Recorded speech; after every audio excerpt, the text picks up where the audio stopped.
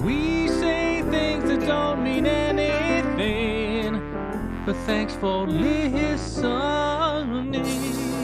Yeah. Hello, everybody, and welcome to We Say Things, episode 116. Sunsfan here with Cinder. And how are you? And yes. You're looking fresh today. Am I actually? Yes. You're not just being nice. Oh, really? I am being nice. What do you mean I'm not? Okay. This is as nice as I get. You look great.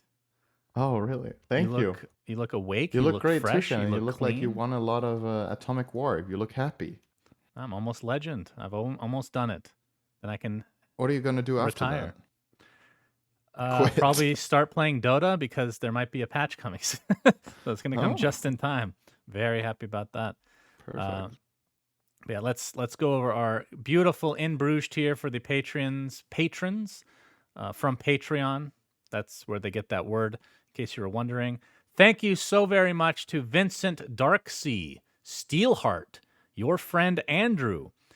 Actually, it says your friend Andrew. Semper Pi, Hakuna Matata, the guy in the chair, Esk. Is that supposed to be Esquire? Okay. Yes. Why not just say Esquire then? You know? We'll never know. Lucas Frankel, Commander Donut. I'm playing position 5 in real life. Bread Sheeran, Bonsai Wise Guy Chicken Pot Pie. Chakar, playing against Wyvern on lane is so shitty his second spell should be called Sphincter Blast. The Megapope. It's time to rhyme the lime of crime and time to water elephants. TI in New Zealand. Zan Xavier. You're good that time. Nate Thicko01 Hamscroats and Bacon. Thank you, friends. And also hiding behind my neighbor's front door and jiggle peeking using my deagle-like cock while shouting flashing sight. Interesting. Shark TM, Pro Counter-Strike 1.6 player, Novi Panda, Dop, Sonic. Wait, it still is Chosnek. I think he spelled it like 2 or 3 different times by now. Chosnek in Japanese is Niniku, and I am half Japanese. Nothing to see here. Underscore man.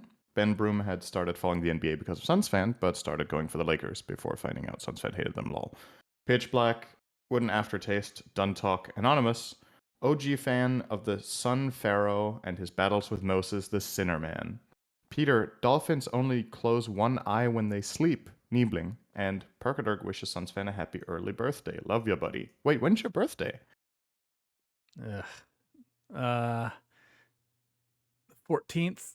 It's the same day as Magic Johnson's. It's the same day as Pakistani Independence Day. Nikki's was a couple days ago on the 9th. So it's August birthdays here. Yeah. Becoming old and decrepit every minute of our lives. Happy birthday in 2 days. Thanks, Cinderin. If you don't say happy birthday on the actual day, we're no longer friends. Okay? Okay. When's the last time you told me happy birthday on my birthday? I don't think you've ever done that. No, I do because Nikki reminds me every year. Oh, okay. Well, then it's not you. Then it's Nikki, right? That counts. Okay, it's on her calendar. I don't want to enable that bullshit. Okay, so let's get started. The Battle Pass bundle was released, Cinderin, so you can. It's available. It says available until August 9th. That was 3 days ago, so it's no longer available. I guess I didn't realize it was that fast. But yeah, that was great and all. But the big news in that little blog post was, in other news, gameplay patch 7.30 will be arriving after the Battle Pass ends. We're working on it, and it's highlighted, okay? To me, it feels like aggression from Valve. That's Valve saying, fuck you idiots. Obviously, we're working on it. Have they ever highlighted a word or what do a you sentence? Mean it's highlighted? It's not highlighted for you? For me, it's hidden, and you need to mouse over it to read it.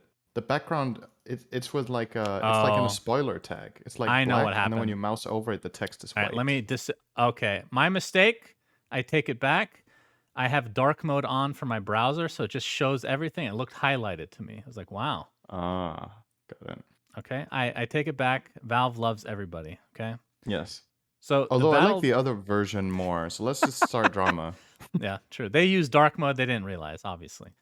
So the Battle Pass ends on the 17th, Cinderin, which as of this recording is in 5 days. So we're gonna have a little pre 7.30 discussion about what we think might happen. First, before we go on to that, I do want to talk a bit about. There's a thread on this about how much money was made from this last battle pass. Um, Apparently, over 1 million people purchased it, and over 230,000 people reached the Spectre Archon. That is crazy, by the way. A quarter of the people that bought the Battle Pass have Spectre. I'm not one of them. Mm-hmm. That's a pretty high percentage, I feel like. Am I wrong? Am I missing No, something? you're not. I think so after if you let's say you buy a level 100 battle pass, which I don't know how big a percentage of people do, then the Mhm. step up to Spectre is quite a bit more actually. You need to buy levels a couple of times, especially even if you use the bundle thing, right, that they released. Yeah. Um, so yeah, I agree. It's honestly surprising to me as well that such a big part of the community gets this high level. But I think it's not surprising to Valve. And that's the interesting thing here is that obviously they've been tracking this data with every battle pass they have, as they should, right? They're doing it to make money, they're doing it to make it better, so more people want to invest into it and feel like it's rewarding. So I guess they're not surprised by this. And interestingly enough, I want to say, so the things that are highlighted in the battle pass in this tracker thing is the Dragon Knight set, which is or the Dragon Knight persona level 195, the Invoker persona level 275, and then the Dragon Knight emote at level 500. So the drop off after the Spectre Arcana is insanely high, which Right. means that the majority of we can, like, the majority of people that go over halfway go for the Spectre and just stop, right? And that's exactly what I'm going to do. I'm close to level 330. I'm just waiting to see how many final levels I need to buy, depending on what I get in the last week. Mm-hmm. Because I would like the Spectre Arcana, but yeah, the emote just isn't that interesting to most people. So that's interesting to see, right? The drop But off it's there is pretty nudity. massive. You get nudity It in is, game. right? Just for reference, 400k got the Dragon Knight, 300k got the Invoker, 233k got the Spectre, and then the Dragon Knight is 50. Yeah. So the drop off there is like way, way, way bigger than any of the other ones. Yep. So Not a interesting huge stuff. surprise. Obviously, the Spectre was the big. I say Spectre and Dragon Knight. Like the Invoker one's a little deceiving because I there's not that many people that leveled it just to get that one for sure. Yeah. But I mean, this kind of goes to show that Reddit is not the majority. I think we already knew this, and Valve is looking at it. And obviously, like the image to some degree matters to them when they read that like Reddit's shitting on them about a battle pass. But numbers don't lie. People are still buying Nope. it. People are still leveling. Um, so my question to you, because they said there's going to be 2 battle passes this year, right? Mm-hmm. So do you think that the battle pass a new one will begin with this new patch, or will it be after TI? Because it doesn't make sense to be like in a few weeks from now. It should, if it was going to be before Right. TI, it would start right away. Or do you think it's just nothing until TI? Mm. So what do we think? So this battle pass was just, a seasonal thing. The thing, if they do it after TI, they could somehow connect it with the major season. Mm. Because assuming that the next major is either late this year or very early next year. TI is in October.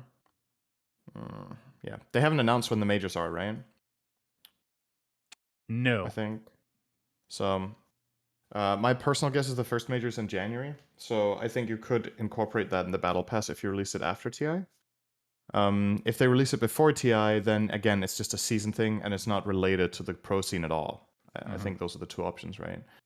Do you have a preference? But Well, just I guess we already know what your preference is. uh, thinking, also thinking about customers, right, and what people do. Are people more likely? What's your guess? I'm curious what you think. Do you think people would spend more money on a battle pass around Christmas or less More, as a gift? both for themselves and a gift. Right. Because the other thing is, a lot of people spend a decent chunk of their income on other gifts at Christmas, so they would have less money for a battle pass. Mm-hmm. So So the battle pass, I'm this one interested. was 8 weeks. Am I correct? 2 months. Something like that. So 8 weeks. only takes us into October. So I don't think the pro scene thing is something that they're even thinking about, honestly. I think it's Right. more about, obviously, the Christmas time is a huge deal, but I think from like just a regular fan perspective, it would be quite weird to not have any kind of battle pass around TI, even if it's not related to TI, because the battle pass Right. stuff brings people in, and then That's TI true. existing brings people in. And it feels like that's kind of like this Yeah. combined effort that happens You're every probably single right. year. Yeah. So if they do, like, I don't know what they'll do. It makes sense both ways, because if you do it like during and after TI, or before or after TI, it kind of coincides with that. That's great. But then you lose out on Christmas, which is weird because that is like a big selling point. So we'll have to wait and see. Yeah. But I think. Well, what if they released it early October? Then it starts right before TI and could run through Christmas. right, they could do that. Then the question is, why would this battle pass end? Why did it end so early? Why Yeah. couldn't it have been 12 weeks? Exactly. The fact that it's 8 weeks only, to me, if I'm having to lean one way or the other, it means there's another battle pass coming, like right Hmm. after. Otherwise, like, just add another month to it then. Um, Right. Yeah, then they could just extend it. so for this second battle pass, whenever it is, what would you like to see changed from the current one? Like, is there anything that really bothers you? Less empty levels. I think that's the biggest thing and the Like, thing that what most if people it's care just about. like what are they gonna? Let's say they just don't have time to fill in all the levels with like what you would normally expect to see from like a TI level battle pass. Would you be okay with just like emotes, just a bunch of random emotes, stuff like I that, don't know. I just think filler? they could. I honestly think one of the nicest things we had in the Battle Pass, and this is going to sound really stupid, I liked having the shovels. I thought that was Mm, fun. Like just digging in the game, trying to find levels, treasures, whatever it is. it's true. You can Even spread the those out. CM Like stuff, right? The wheels. the Rylai wheel, even though it's mostly useless, it's something. Yeah. It's just like filling out the empty space so it doesn't look like you're getting nothing. Even if you're mathematically almost getting nothing, then there's a chance and there's something that you interact with in the game. And it feels like leveling up is more meaningful than right now. I think that's the biggest thing. Mm, Um, Outside of that, I mean, obviously they are doing this for like for maximizing the battle pass, I'm assuming. But I think the spacing of treasures is a little bit too narrow in the start and too dense in the end. So I think I would like that to be a little bit normalized so more people can get more treasures. And then obviously there still should be incentive to get high levels for those that want. So yeah, I'm still completely fine with having something unique like that Dragonite emote or whatever at a very high level. But I think it mm-hmm. would be cool if more consumers or users, whatever you want to call it, players can get um, more treasures in the mid range. So in this battle pass from level 100 to 200, for example, there's very little treasures actually. What is there? Right. One. There is literally two Nemesis treasures from level 100 to 200. There's one at 108 and 150. It's a long stretch Mm-hmm. without any. Okay. So, I agree with yeah. everything. I guess I can mix in some predictions as well. Well, first of all, I know they're not going to do this. I really think Cavern Crawl ruins pubs. I don't know what you can do about that. Mm, I just don't want to see Cavern Crawl again. right. Um, but I am predicting that Faceless Void will be an Arcana because he got second Yeah. place, if I'm not mistaken, right? And Again, right? I'm expecting him to be purchasable without the battle pass because I think that one was very. It felt like everybody united against the idea of not being able to do that. Hmm.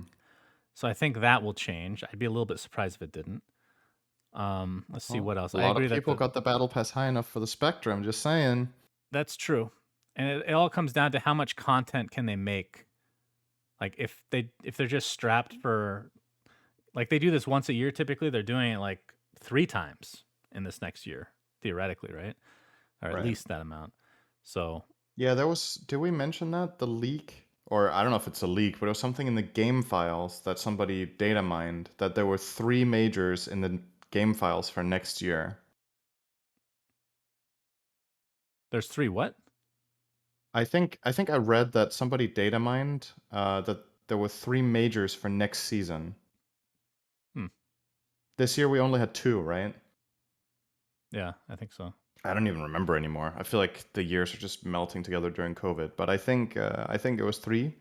There was no extra info found, like prize pools, location, or whatever, from to my knowledge, but just that it was literally just strings in the code talking about major 1, 2, 3 for next year. Um, so that's obviously interesting if that's like whether it's a mistake or a teaser they put in deliberately. Sometimes I wonder if programmers like how often they do that, like put something Red herring. in there that is meant to be found, right? Wait, sorry. I'm having a brain fart right now. You said 3 majors, right? Right. I think that was the plan, actually. Wasn't it before TI was postponed? It was supposed to be 3 majors. Isn't that what they didn't they say that? Like the DPC For the season was going to current be year, you segmented mean? into 3. No, for the following year. Or maybe I'm getting the years confused in general. I'm not sure anymore. I thought the Anyway, plan was 3 majors, but now that TI yeah, was it postponed, I might don't have know if been the they're plan. doing that. Yeah. Okay. Either way. Well, I think that's happened. Yeah, aside from that, the battle pass, I mean, again, it's gonna from Valve's perspective, it's gonna be a balance between listening to people on Reddit because I know they do care about that, but Mm-hmm. they have to balance it with the money, obviously. But I agree with everything you said. And like, what's another persona? They came out with the Invoker cosmetics for the persona. What's another persona that was released? There's Davian, which was in this last battle pass, so that's not happening. Yeah. Is the axe naked one? Is that a persona? I don't think so. Right? That's like just an item. Uh, Pudge has a I think it persona. was considered a persona. Was it? Yeah, but it doesn't have a persona slot. It's Maybe it just was. 2 armor pieces, right? Or rather, Yeah, I removal think of that 2 one was pieces. different. So maybe they can come out with a Pudge cosmetic. I don't know. I don't. We'll see if they stick with the trend of trying to do cosmetics for personas because Mm-hmm. at some point it did feel a little weird. We talked about this before because a lot of people don't even have that little kid invoker anyway. So I think that Right. was an experiment, and whether that was successful or not, we'll literally know in the next battle pass likely. So, so do you have a prediction on when this is going to be? Do you think it's going to be right away or it's going to Oh, be a delay? I guess my guess is early October. Okay, I'm going to say it's going to be right away because So instantly when this one ends, there's a new one. only No because I downtime. don't see the point of having this last one only last 8 weeks. Then that's the only thought process I have. And then maybe it Um, lasts longer than 2 months this time. Maybe it's three don't you think months. there's something to be said about having a cooldown on spending money in a game? Like, Yeah, if you're that's true. just done with a battle pass and then the next one comes, that there's a lot of like fatigue where people are like, okay, I just spent a lot on another battle pass, I'm gonna chill. Instead of like waiting 2 months for Yeah, people to that's a have a good little point. bit more money to spend and then. Okay, you've convinced me, Cinderin. Good job. Didn't take much, but yeah, One argument, that's a and you're really good like, yep, point. I'm changing my entire prediction. But yeah, Okay, I so think then I that guess it matters. would just coincide with Christmas. That's the biggest deal then. Yeah, Okay, I think so. cool. All right, so next thing on the list, this topic, we were struggling for topics because nothing's happened this week, but thank you to They Call Me Strider for this topic.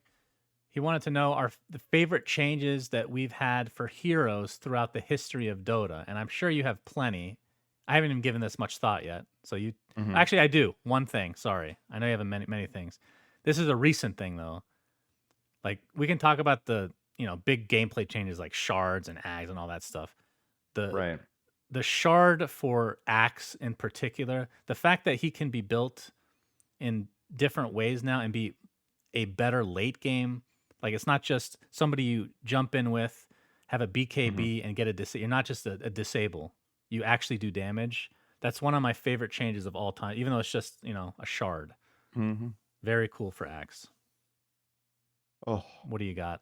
how far do you want to go back? We can go as far back as you want. I love Okay. talking about old school shit. Okay. So I think my favorite changes to the game will always be changes that like you can have your own like personal bias, right, with heroes that you love, so they get changed and then it's really fun to play them. But I think overall, I look at it from like a bigger macro perspective. The favorite changes I have are changes that just make the game better on average. So one of my favorite changes was removing Gambler. That was back in Dota 1. Okay. The hero was just a it's a fun concept, but it was stupidly broken. So removing that was really good for the game. That's probably number one. For people that Then don't know what Gambler did, can you explain it? Yeah. So Because he I had, actually was. It I was don't after remember my all of time his even. spells, but basically one of his spells was only in effect for first blood. So he was like betting before the game started who would be first blooded, and then he would get gold if he was right or something. Then he had a passive that gave him a chance to deal bonus damage on attack. And his ulti was that he did a random amount of damage between 0 and his gold, capped at 1500, 2k, and 2.5k, I think. So on average, his level 1 ult, if he had enough gold, would deal 750, so a better Finger of Death, but he could high roll a 1500 nuke, literally one-shot people, or do almost nothing, and it had 20% chance to make him lose all his gold. Uh, it's like, it's really funny, right? But it was such a bad I design. would But it was funny. love. Okay, again, side thing here. I would love to know who designed that hero, and I would like to hear their reasoning behind everything, even if they regret it now. Like just know, I think it was a understanding Ginsu the thought design. process, huh? I think it was a Ginsu design. Ginsu. Who Okay. later, I think so. It's a really old hero. It could have also been Ice Frog at the time. I don't think it's Yule. I don't know how far back we are here, but It it's doesn't. a very old hero. It doesn't feel like an Ice Frog hero, just because, No, it like doesn't. historically speaking, like I don't know if this is true, but rumor says back in the day he despised techies. I don't even know if he designed him to begin with. Like the Right. whole like these meme heroes, he wasn't. I don't know if things have changed at all, Hmm. but I'd be surprised if he did gamble. I would honestly not be surprised if Ice Frog doesn't like techies, but just doesn't know what to do. Yeah. I don't know what to do either. Like, it's the hero Yeah. concept's Why just don't you weird. just ask him? Like, what is he gonna do? Yeah. Worst case, he just Yeah, ignores just you, which he does anyway. You know. yeah, just remove it. And then he's like, I wish I could, but a big part of our player base loves the hero and have paid money for it, so that Hmm. would get us sued. True. Very sued. um, right. So that was probably number one, was removing Gambler. Then number two was probably the Invoker rework. So originally back in Dota 1, Invoker used to have a spell for each key combination. So he had 27 spells instead of 10. So there was a difference whether you did QWE or EWQ or Hmm. WEQ. It gave three different spells. And half of the spells were garbage, and five of them were like super OP. So the hero was just mega weird and hard, like obviously impossible to play and manage.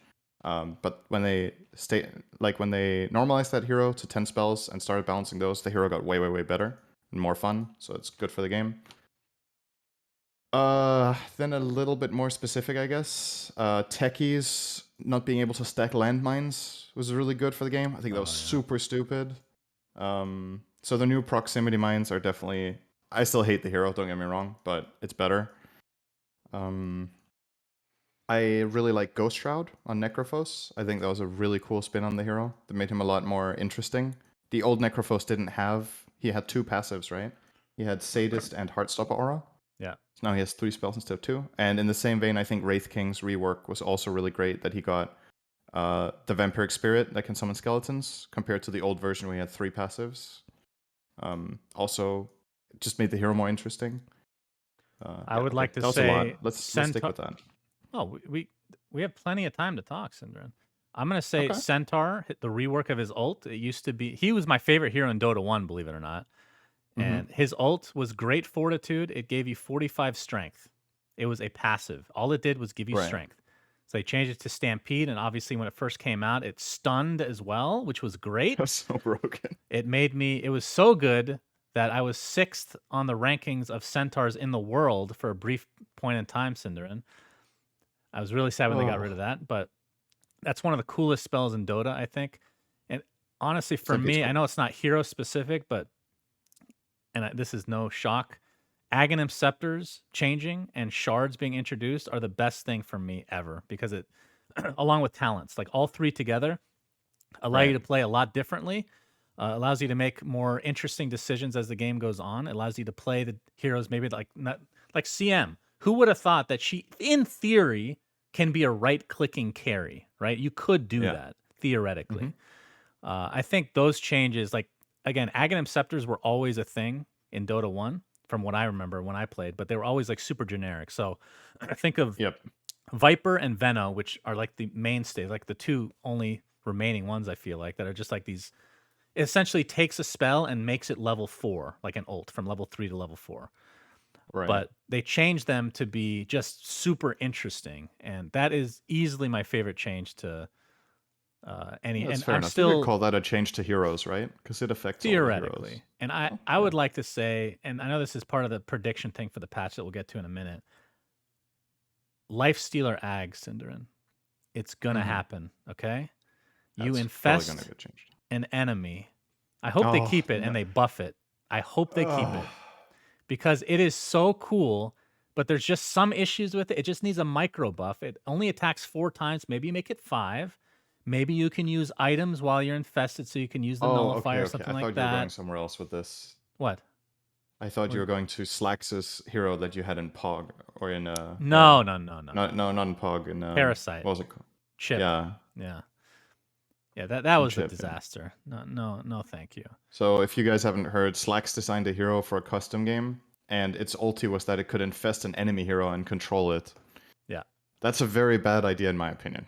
I think Han had something somewhat similar with Puppet Master. You know No, this, I don't. I don't know no, what it did, no. but wasn't there some sort of mind control hero in Han? Uh, well, maybe after I left, but no, nothing like Puppet Okay, Master never would. mind. Maybe I'm It just was wrong. almost like a mini Wyvern ult, kind of. You'd attack somebody. It's like a reverse taunt. Oh, So okay. no. So that's what it was. So that's yeah. Okay, got it. But Never no, mind. yeah. I mean, we talked about this Right. before, but there's been in the files they've shown that ability they're thinking about putting in a new hero. So maybe I don't know how you balance Mm-hmm. it. That one's crazy. But yeah, like there have been so many. Like if you guys, the people that are just relatively new to Dota, or even if you've been playing 5, 6 years, the stuff that they have changed in the course of almost 20 years now, you wouldn't believe how. Even I couldn't believe how basic the game used to be because I didn't think that Right. originally, right? That's honestly that's something I wouldn't say worried, but something that I kind of disagree with right now is that I think I'm the good old boring guy. Yep. I think Dota is getting a little bit too crazy. So there's been a lot of changes that are really good, right? I think my favorite system implementation, maybe of all time in the game, that's like a macro change, is talents. I think that made the game awesome. That's my favorite system they put in. I don't think the neutral items still, after all this time, add value to the game for me. Honestly, I wouldn't hate to see them go. Even though we've got used to all of these new neutral items that drop in the jungle and it makes some hype moments or whatever, Mm-hmm. on average, I don't really feel like I'm convinced, even after how long have we had them now? Over a year? That It's been the way game over is a better year. with them. I'm I'm not very I'm not neutral convinced. on them, pun intended, other than tier Mhm. 5, Cinderin, because you've heard me cast games with tier I 5 know. items. It's I fucking know. hype. I love that shit. It's But that's great. the thing, right? Is that the reason we fundamentally disagree on that is that you love when the games are fucking crazy, and I Yes. don't like when they're like. Don't get me wrong, it's really entertaining when Dota goes to late game and all this weird shit happens, and it goes crazy. But sometimes it can feel a little bit like the late game is a little bit of a coin flip almost. Not because Mm. it's only about which team gets the best tier 5 items, because they're not like equal in strength in the lineups, but also just like who finds them fastest, or uh, in the moments, like you need to be almost superhuman to compensate for the items. Like they're like stronger than the player. So all of the knowledge and all the experience you have with the game, these items are just so radically insane that you can't like fathom what's going on in the game late game. So it's a You little bit almost can about luck. if you In play theory, enough, and right? if you play enough Pog, Cinderin, you can buy the neutral items Right. and practice all you want. Okay, you have great Hmm. late game experience doing so, and you can Right. also hire people like me that are very experienced at late game situations. Maybe they don't do well in those situations, but at least I have experience.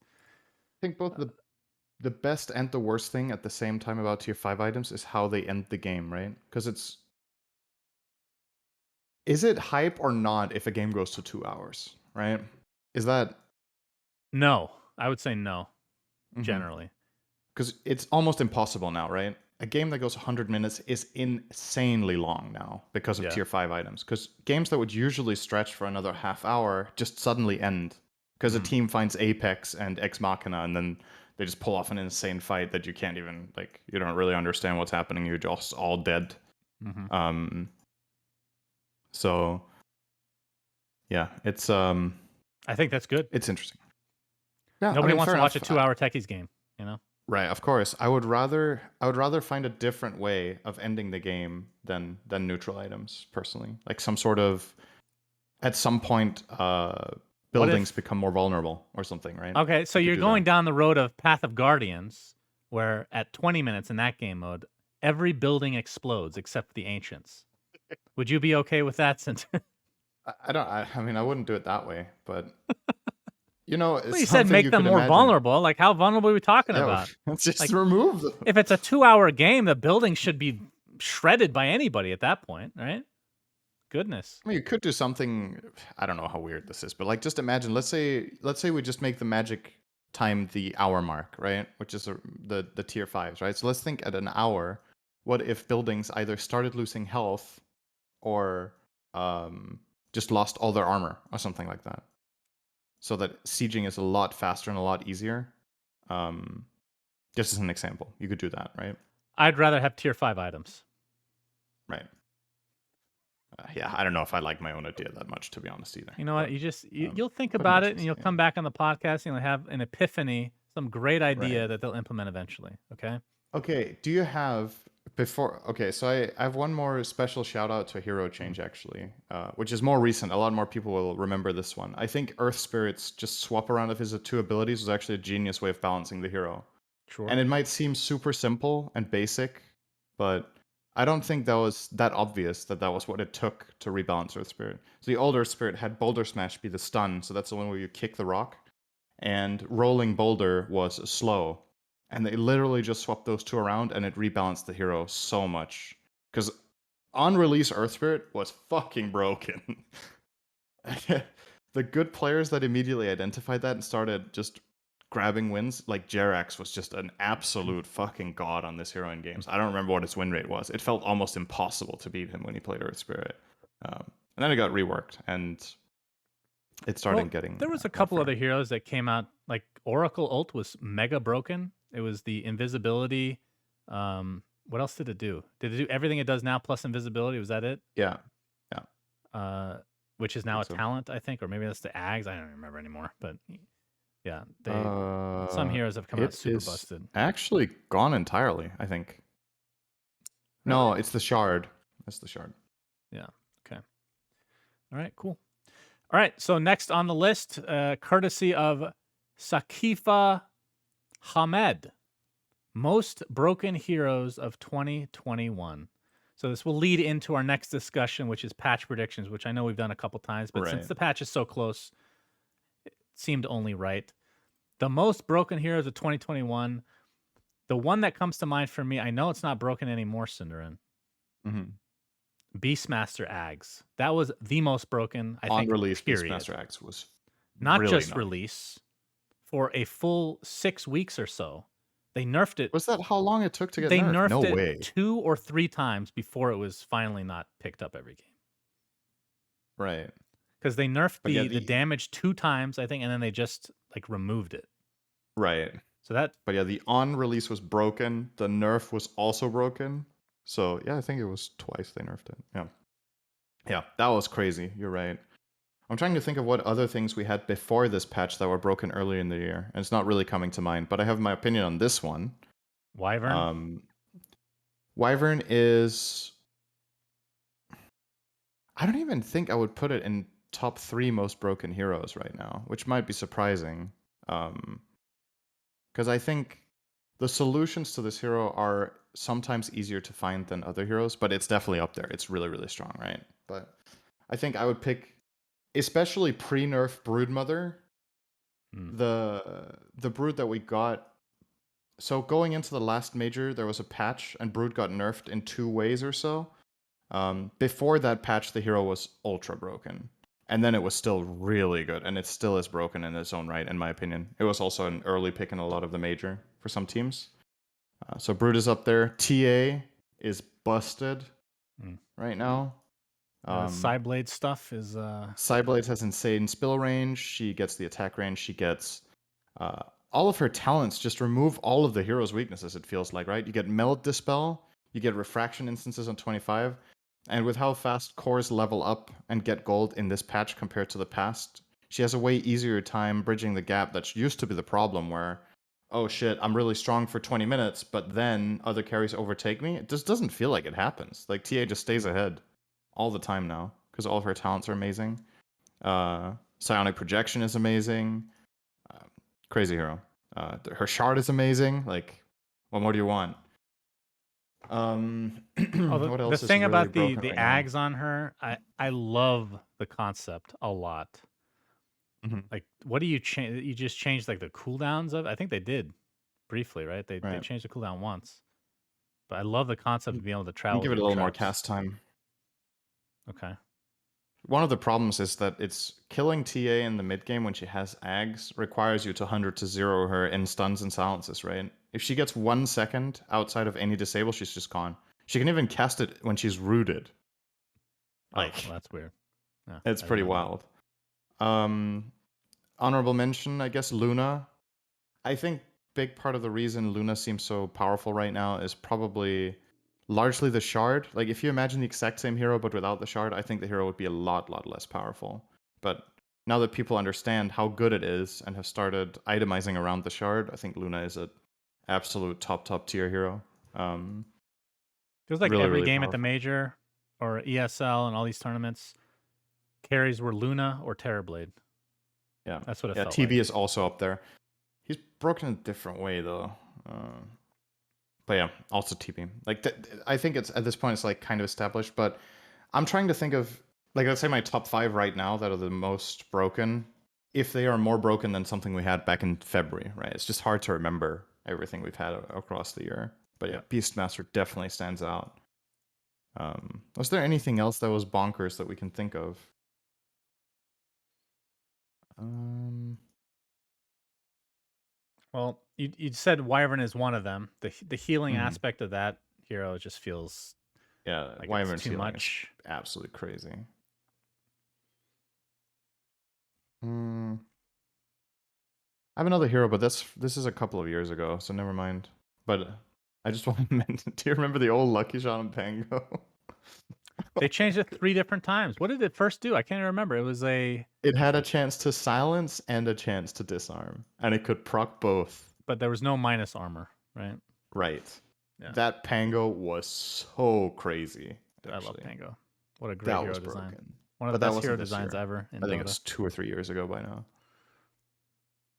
Yeah, probably 3 actually. All right, and then Yeah. final topic before we get into other related or other news, not Dota related, are patch predictions.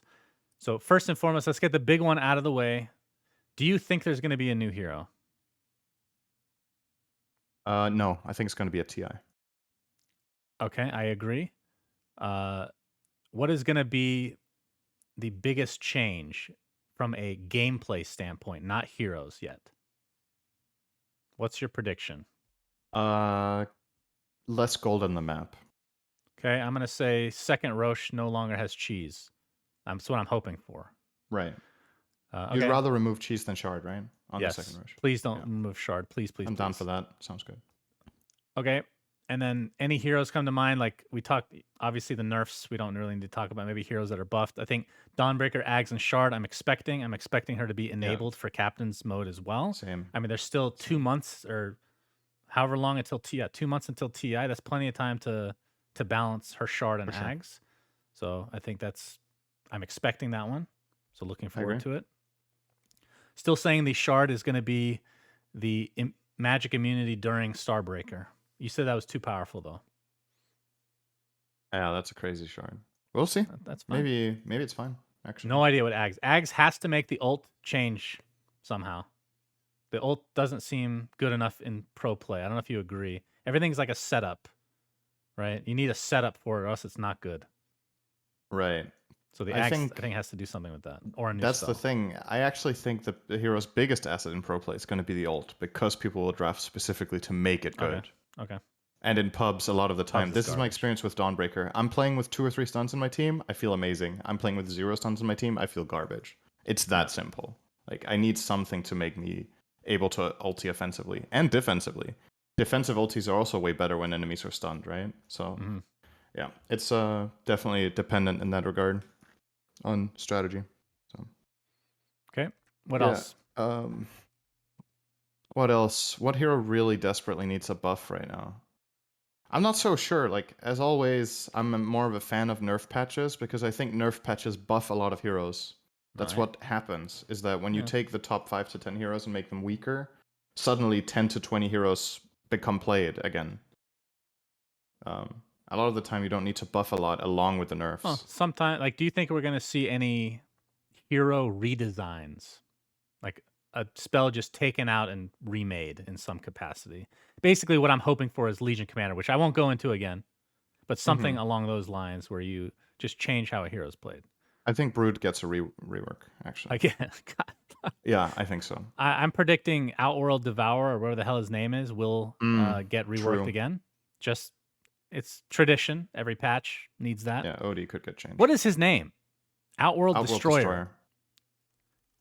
How am I meant to remember these See, this is things? why everyone just says OD, because no one remembers the name. So you just say OD. Yeah. Brood, yeah. I think Spawn Spiderlings will not be the ulti next patch, but we'll see. Or that it gets, I mean, it could also just get nerfed, right? But Mm. it's weird because when I saw this Brood, I was celebrating that Spawn Spiderlings wasn't a level 1 spell. I was like, okay, now you need to at least get to level 6 before the Spider Massacre starts. But what Brood got instead was that he just became a really strong laner instead of having that weakness. So now it almost feels like Brood has none of the weaknesses anymore instead of one. Because that level 6 timing isn't really that hard to achieve when you're that good in lane as you are now against a lot of stuff. You even kill heroes in lane on level 3 sometimes. Like, Brood did not used to do that. So, yeah. Probably a rework there. Outside of that, yeah, mainly nerf patch, I think. I hope. But I think it's also been so long since the last patch that we're probably expecting like 1 or 2 new items, maybe. Maybe some neutral items get removed or added. Yeah, that's the question. Like, how big should it be considering teams have already qualified for TI? Like, you know me, Hmm. I'm Yeah. into some crazy ass shit when it comes to Dota, that is, nothing else. I'm actually pretty boring Right. otherwise. I from a spectator standpoint, that sounds like a lot of fun to add new items to, bring in the new neutrals and whatnot, Hmm. put a new hero in. But I feel like because people have already qualified for TI, that's not going to happen. A month and a half away. So, I think that's enough time to adjust. oh, really? Yeah. I think I feel like past most patches before teams, TI have also been in this range. Like we've yeah, had. but they haven't had new items for like a Are you month and a sure? half before TI. What do you mean? There's no way. I would be shocked if that's the case. Has that really never happened? Has all of these like items and stuff been after? Maybe you're right. Maybe they've all been post Like TI. what they do is they come out with these huge patches with these crazy items in like December, and then over the next 6 months they nerf the shit out of them or buff them micro patch wise. I'm not But saying there's going to be that big of a patch, no, but I there know. could be a little bit of stuff. I Oh. mean, I'm always up for that. I think the biggest like the newer items that we just don't see like Mage Slayer. I hope that gets Mm-hmm. redesigned in some capacity. I would love to see that Agree. be an Agree. item that is purchasable in some capacity. I think Sange will get nerfed again, just because that's Probably. another tradition thing that we Yeah. have to keep up with. And what else in terms of items? Yeah, the neutrals, like, who knows? I don't think they're going to do anything with like bringing new items in or anything like that. Maybe we'll see Repair Kit make a make a Oh, please, God, resurgence. no. Quelling Blade or Iron Talon, I should say. Craggy Coat, all those good ones. But yeah, not expecting anything major. Just some nerf to the obviously OP heroes, and hopefully some. I don't know. I feel like it's going to be a good patch, but Mm-hmm. we'll have to wait and find out. We might be talking about it in a week. Yeah. Maybe. So that's the last thing. So the patch or the battle pass ends on the 17th. I'm expecting the patch to come out the same day, which Right. well, I guess I can't talk about this officially. Might not be available to do content on that day for reasons that for some reason I can't say yet. But our podcast might be delayed next week, is what I'm trying to say. Possibly. Not sure. Or Depends pushed on. early. Or pushed early. One of the. True. Although if the But if battle the patch pass doesn't drop, then yeah. if the battle pass ends on the 17th, there's no way I can do content for at least a day. I'm just gonna Mm-hmm. say that. So, but I do expect it to come out the same day because they're just gonna get posts all day long about where's the patch? Where's the patch? So Yeah. Right.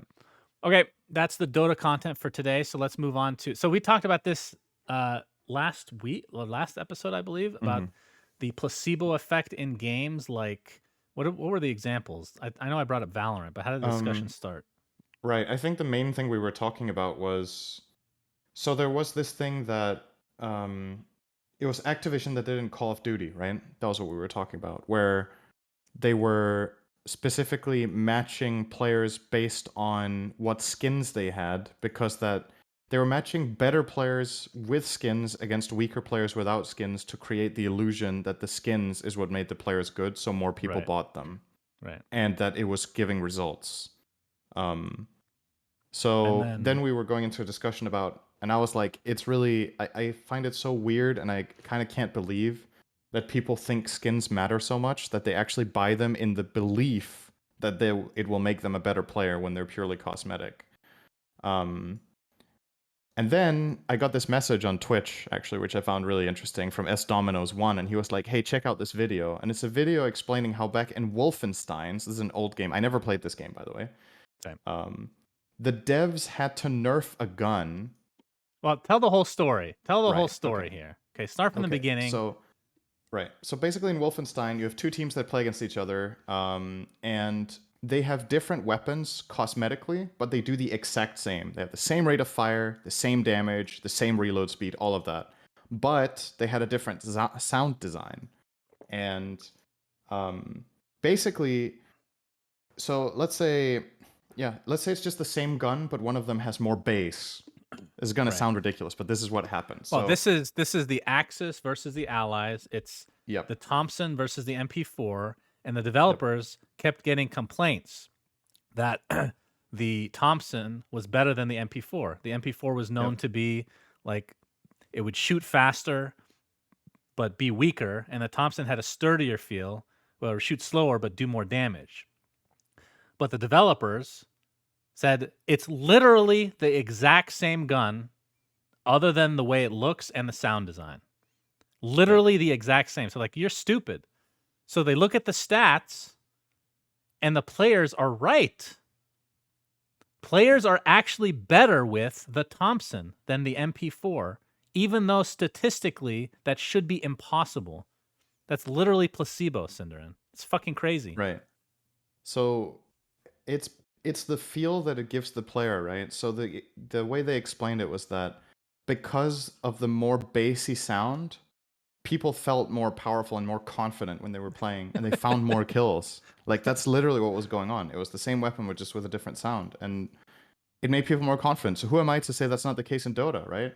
Like you're playing your favorite hero with a really cool set. Maybe it does make you better just because you're more confident in what you're doing, because you're like, I'm the shit.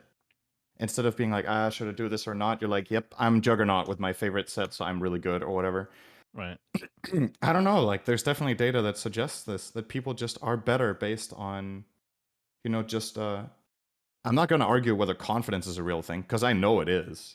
But the fact that people get inspired with confidence from cosmetics is really fascinating to me. But it's a real thing. It's like the source of the confidence comes from somewhere that's fake almost, right? It's just imaginary, but it works, and that's all that matters. And we talked about this last week, but I'm sure, like you said, I'm sure there's people in Dota that feel that way. I do not. I feel like it's more prevalent. It's definitely more common, at least in FPS games.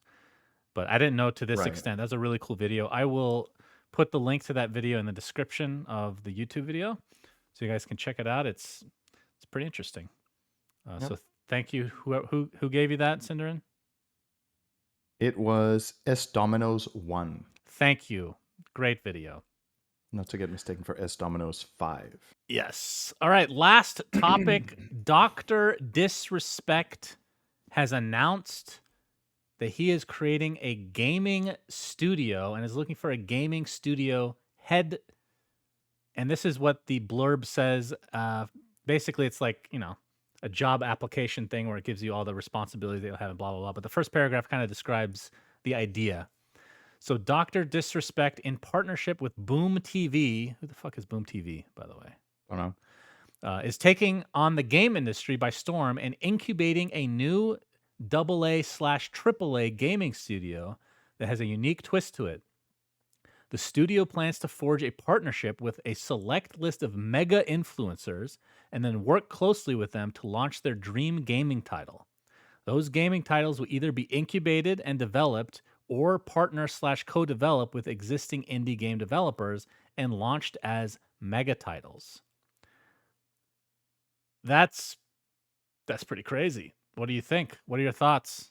Uh, I it's pretty mean, fucking cool. I don't know anything about yeah. it, but My first so thought is good luck, right? Like, hopefully if you're trying to do something like this, like, what makes this different from every other gaming studio, right? Is that the pitch is to people that might not usually get a chance to get involved in this, involved in this, like influencers, like he says, right? Is that going to make a better or a worse game? Is my question. It could make it great because a lot of these influencers have an eye for game design. It could also make it absolute horseshit because they don't know what they're doing and they're good at playing and entertaining, but not at designing games. mhm. So Hello? Oh boy. Can you hear me, Cinderin? You just went mute. All right, I'm going to pause the podcast temporarily. basically, All right, we're now the unpaused again, Cinderin. Thanks for ruining everyone's time. Go ahead. you're very welcome. Yeah, I don't know what happened there, but It's because you don't have an Elgato mic hooked up. Go ahead. it's got to be it. They have a special deal with Discord that makes them not lose voice there. um, so basically, what I was getting at was what makes this different from every other gaming studio, as far as I can read here, is mainly the cooperation with influencers, and that can be a good and a bad thing because influencers can help spread the game and have their own ideas from all the games they've played, etc., etc. And the whole community building aspect, they probably have a really good idea of. But from a game balancing standpoint and a design standpoint, a lot of them will, I think, not have very much to offer. And I think it's really important that you strike the right balance where you make a good game first, and that's after that, I think, is when the influencers can really help with like how to reach people, how to make it enticing to play, what makes it good for streaming, this kind of stuff. But yeah, I think first and foremost it needs to be a studio, and then the influencers Right. can I like think give an edge. yeah, you're Yeah. you're right. There's definitely like this slippery slope type of deal, but if you have the right people at the head, let's say, that are Mm-hmm. making the decisions, which are not the influencers based on the way I'm reading this, Right. then you'll be fine. Like the influencers are there to kind of spread the word and have people try the game almost. Like they'll have an entire community Right. that are willing to play this game to see how it is. And yeah, they can chip in with their ideas and whatnot, but it shouldn't be up to them, obviously, because they're not qualified. That's why he's looking for people that are qualified. Having said that, he does have game design experience. He used to build maps for Call of Duty, I think. And that's Mhm. why like his production quality on his streams is like second to none because he does that himself. He literally designs it himself.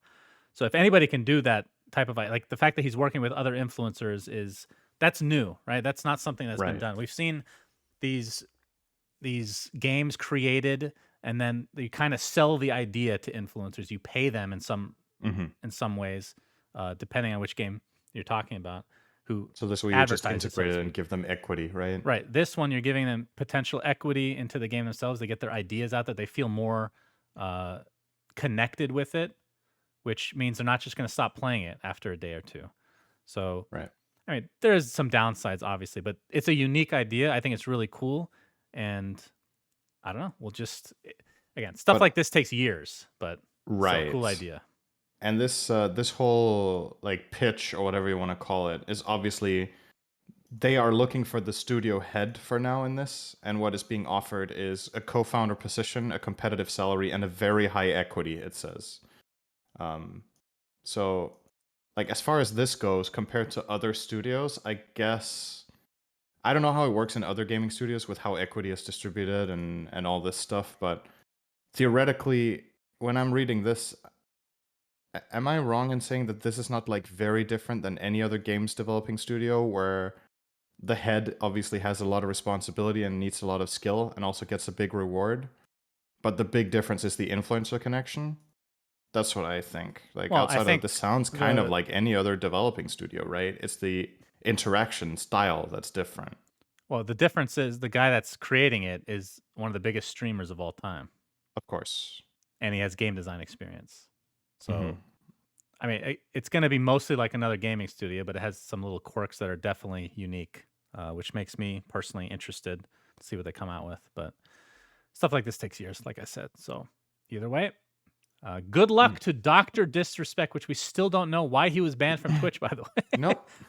Maybe because he was starting a competing streaming studio, and that one never found a head. I mean, the going theory right now is because, God, what is the Microsoft one called that went out of business? I can't. Mixer. Wow, that was quick. The fact that Mixer went out of business means that that Twitch's contract that they gave Dr. Disrespect was obviously way over what they would have given him if there was no Mixer. It was basically in competition. So they just wanted to come up with some reason to ban him so they didn't have to pay him to void his contract. I have no idea if that's true, if there's any truth to it whatsoever.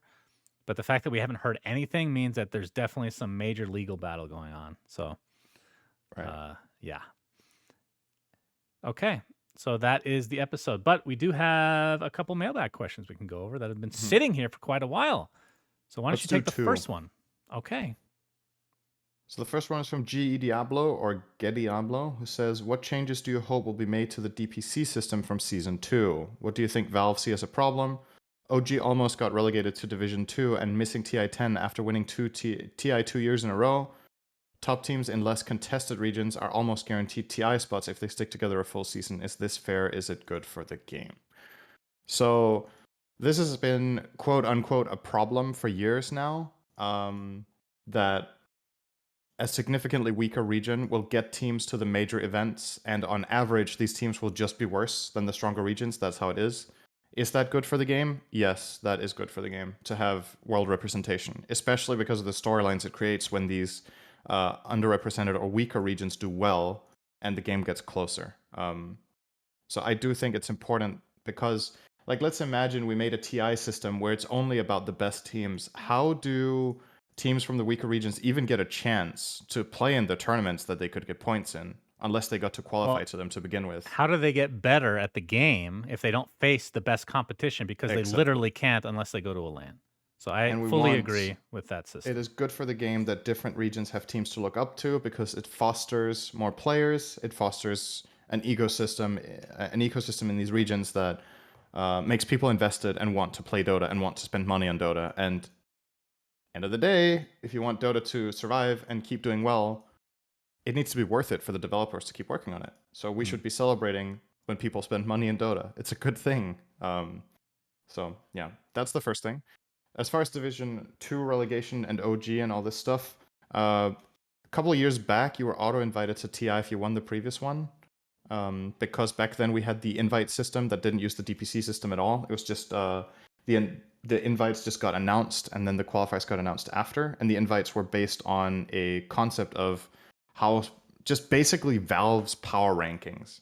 And I don't know how they set those power rankings internally, if it was like IceFrog and a group of lead scientists from NASA or whatever, but they found a way of quantifying how strong the teams were across the board, across the regions.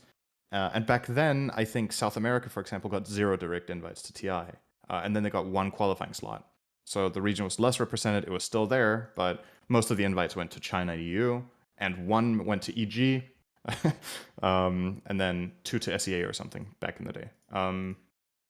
I think the system now is good because it rewards consistency throughout the year and performing well and placing at tournaments. Indirectly, it's what happened in the past. Like if you won a major back when it was invite only, or won a really big tournament, that was a massive part of you getting invited to TI. Now it's just transparent instead of being some sort of arbitrary behind closed doors invite system. So I think transparency in this case is very good because nobody has to question why people got invited. It's right there in the rules. You know why you're getting in. And if you're OG and you've won TI twice and you just suck and don't get to go, that obviously really sucks for the tournament. But at the same time, if you couldn't qualify through the entire year of playing tournaments and playing qualifiers, then you just weren't good enough, right? Like that's just the truth of it. Sometimes you fall from grace. Like sometimes amazing teams just become bad, or shit teams get really good, and that's exciting. So I personally like that OG had to qualify. I think I think it's fine that the previous winners are not auto-invited. I don't know what you think about that. I disagree on that one actually. Just You would writing like the down my champions to be thoughts. auto-invite, So yeah, first thing I would but change is only champions, the right? only the TI winner should get auto invited Right. for the next year. I think it's very weird to not have last year's TI winner. Even if they absolutely suck balls and get last, that's okay. That's the Hmm. storyline, and storylines are super important. I think that That's true. 100% should happen. Sure. I think, and this coming season might be an anomaly because of TI getting postponed, but I think in general it should be a 3 major system, which is I think what they Hmm. originally had planned. So I like that. Right. I think more money should be put into the DPC season via the Battle Pass, which we've talked about many a time, because I think like tier 2 teams should be getting more money. If we Hmm. compare, I know it's not the same system. I understand that. But if you compare the money that LCS players in the tier 2 scene get paid, it's more than most tier 1 players get in Dota right now. Period. Right. That's fucking embarrassing, honestly. That's fucking embarrassing. I think throughout each DPC season, there should be more games played. I think the schedule is like super elongated for like there's Yeah, 2 days a schedule week, isn't there are great. 3 days a week they I agree. play, and like it's just weird. I don't understand why it's like that. I think the point distribution in terms of prize pool and like the DPC points in general need to be recalibrated.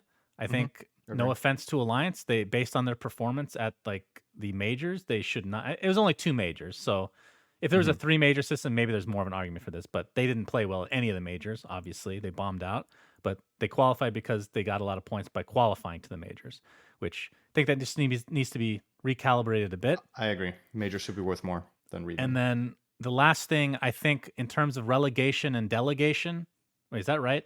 No, relegation and promotion.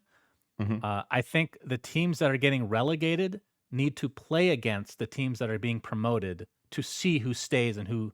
Because, like Viking, for example, I know they've disbanded now and all that, but the idea that even in NA, it's a big deal. The bottom 2 teams might be so much better than the top 2 teams of the lower division that Right. that shouldn't like. If you just look at it like, okay, there's no way these teams are even remotely close. That shouldn't happen just because they happen to be the worst 2 of that season against these really good teams. They need to Agreed. play each other in some sort of like take it, all for one type of bracket system or whatever you want to come up I with. agree. And plus, that makes it even more hype. That's like that's hype ass matches to watch. I think the counter argument to this is that you want the teams from Division 2 to get that exposure and get that chance in Division 1, They do. but They do get they that get the chance. chance, right? They Yeah. need to win though to get promoted. They get Right. like whatever system you want to do to give them a chance to get to the upper division. Um, but yeah, auto promoting them over teams that are just better just feels wrong, right? Although, so how does it work in?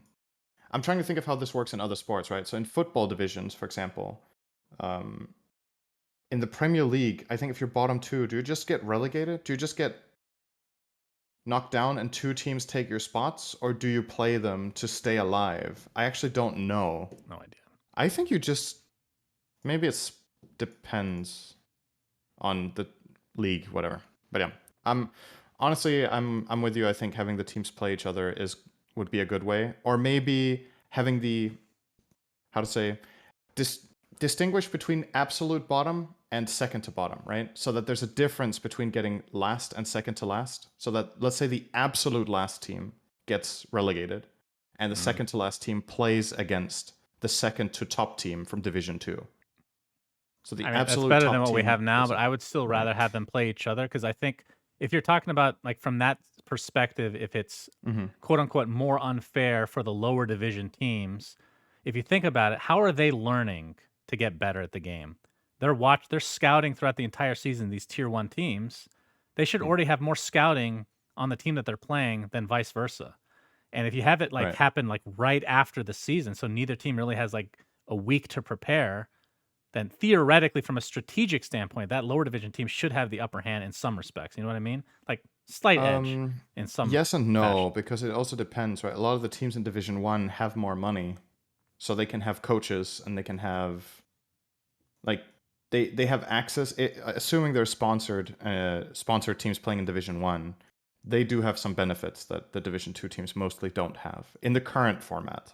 Mm. If it was similar like you said to league, then the Division 2 teams would also be able to always have coaches and have people like do analysis on their games and all this stuff. But right now, that's kind of reserved for the top echelon, and that will mean, like, let's say you're a top division team that is struggling, you can have a dedicated guy that can just look at, okay, we're going to be playing the low division teams, and just dig through and do all the research that you need and whatever. But yeah, I don't know. I don't think that's the most important thing regardless, honestly. I think the most important things are, like you said, the spacing of the games, and the point system. I think those two things are more important than exactly who gets relegated and this, because yeah, the spacing of games was really weird, and it doesn't really make sense that Alliance gets to get directly invited to TI from winning EU twice or getting first and second, whatever it was, and then bombing out at majors. I think it should still be rewarded quite a lot that you place high in your division and in your region, but it feels weird that the region is worth 500 and the major first place is worth 500, right? Like there's just some sort of And again, I think that's difference maybe there. even with the current point system, it wouldn't have been as weird if it was 3 majors. Because Right. if you're qualifying 3 times and you still bomb out, then you probably still deserve to go, honestly, to TI. You know what I mean? Like if you're that I know what you consistent, mean. like on land, maybe you're not as good for whatever reason, but I'm not saying it was a fluke by any means, but yeah, Oh, honestly, me neither. EU just looked weaker than everybody.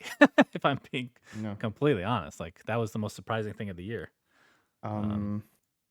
What I'm thinking here is, if you do change the system, let's just make a really simple mock-up here. Let's say instead of giving full points in your division, you get half, right? So say division first place is 250 and major first place is 500. Then relatively speaking, the major is worth way more than it is now. Do you run the risk that regions don't get represented at TI then? Because that's why this system was placed the way it was, I think, was that way you guarantee that even the weaker regions get so many points locally that if they bomb out at the majors, they still have teams.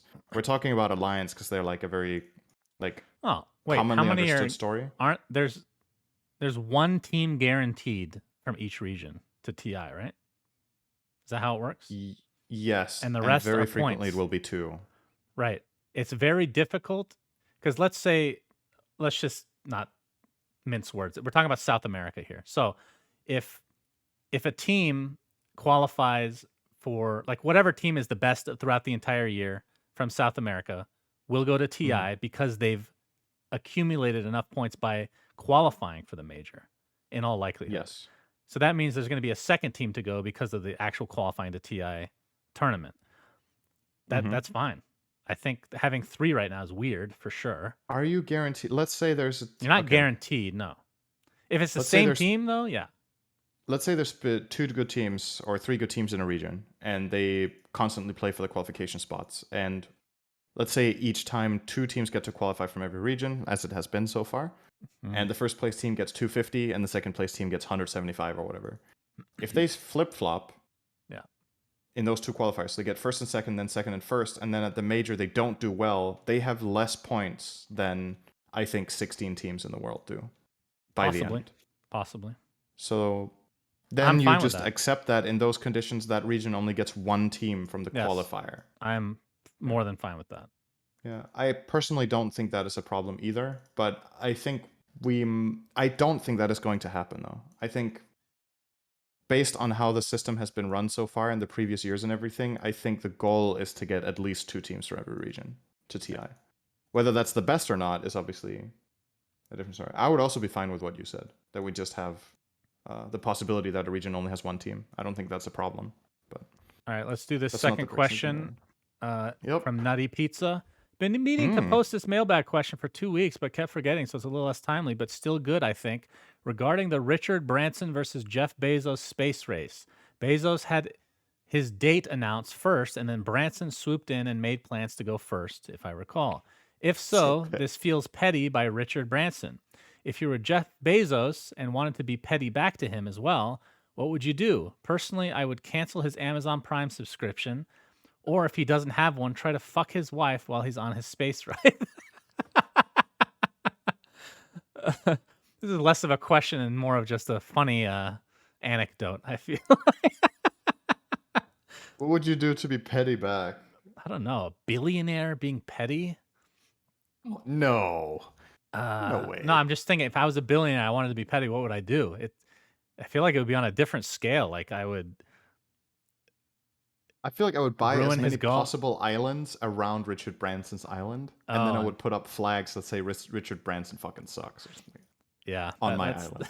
That sounds about That right. would be petty. That would be That's very true. petty. Yeah, billionaires are probably. I think a requirement to become a billionaire is to be petty. Actually, yeah. But thank you for that beautiful question. We appreciate it. We barely even answered. There's no answer to this question. What am I supposed to? I thought you were gonna have a good petty suggestion. Actually, I'm surprised. Yeah, I can be petty at times, but this is again on a different scale of being a billionaire. I don't freaking know. Just like imagine something. It's not about what you. All right, if you want to go like movie style, I would kidnap him. Okay. While he's on the space shuttle. No, not while, like afterwards, and I would have surgery performed on him, where they make his penis, they reduce it to the size of a micro penis.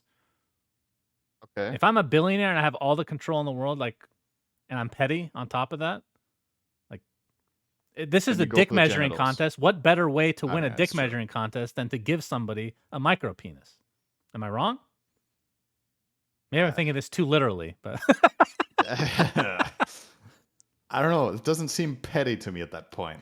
But then if you're Richard Branson, the way you get back is by performing surgery, doing the same thing on Jeff Bezos and give him an inverted penis. So it's just like a constant, never-ending cycle here. But yeah, that. When I heard petty, I thought it needed to be like legal and not involve kidnapping. But let's be real. If you're a billionaire, I guess petty things you can do. Yeah. I mean, do you think they don't do illegal things, Sinren? I'm pretty sure they could get away with whatever they want with that much money, literally. Yeah, probably. That's how at least a lot. I mean, he could literally shoot somebody in the face on live TV and probably be fine. Not even making that up. I actually think that would be a thing. I don't know about that one. He could disappear. Like with that much money, you could do whatever you want. But hopefully we don't become billionaires one day, because then we'll. What is a petty way you would get back to him? I would shoot him. Yeah, I would not make a good billionaire. There's the reason you aren't a billionaire. I guess so. All right. Well, that is the end of episode 116. Again, next episode might be a little wonky on when we do it because of things we can't discuss, but maybe you'll find out probably today. I don't know. All right. Probably soon. Have a good one, everybody. Until next time, Suns Fan Center signing out. Bye. Goodbye. Subscribe. We say things that don't mean anything, but thanks for listening. Yeah.